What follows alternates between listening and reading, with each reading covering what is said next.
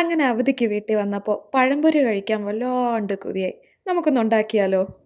Hello everyone, this is Shia and you're watching She Says. ഞങ്ങൾ സാധാരണ പഴംപൊരി എന്നല്ല കേട്ടോ പറയാറ്, ഏത്തയ്ക്കാപ്പം എന്നാ പറയാറ്.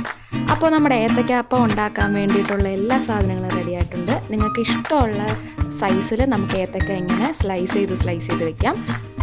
ഏത്തയ്ക്കാപ്പത്തിന് നല്ല മഞ്ഞ കളർ വേണമെങ്കിൽ കുറച്ച് മഞ്ഞൾപ്പൊടിയും ടേസ്റ്റിന് വേണ്ടി കുറച്ച് ജീരകവും നമുക്ക് ആഡ് ചെയ്ത് കൊടുക്കാം കേട്ടോ.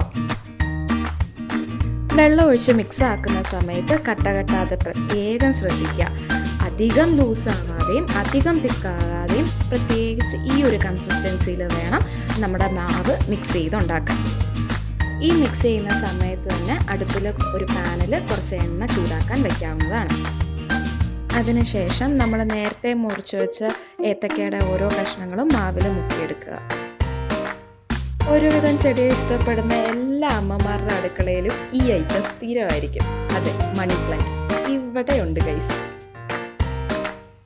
വിശപ്പിൻ്റെ ആധിക്യം മൂലം എണ്ണ ചൂടാവാത്തതിൻ്റെ വെപ്രാളത്തിലായിരുന്നു ഞാൻ.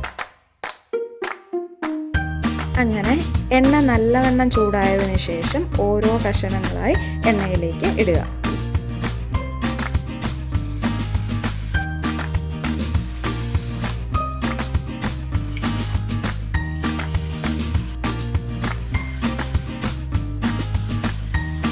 അങ്ങനെ കുറച്ച് സമയത്തിന് ശേഷം നമ്മുടെ ഏത്തയ്ക്കാപ്പം വെന്ത് വന്നിരിക്കുകയാണ്.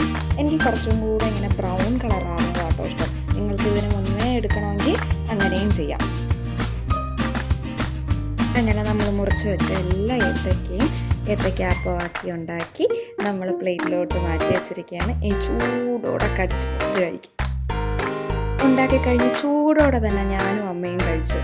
ന്യൂസ് കണ്ടുകൊണ്ടിരുന്ന പപ്പയ്ക്കും കൊടുത്തു. പപ്പയെ ഹാപ്പി, അമ്മയെ ഹാപ്പി, ഞാനും ഹാപ്പി. സോ ഈ പഴംപൊരി എപ്പിസോഡ് ഇവിടെ വൈൻഡപ്പ് ചെയ്യുകയാണ്. ഇനി നല്ല നല്ല വീഡിയോസായിട്ട് ഞാൻ വീണ്ടും വരും. Till then bye.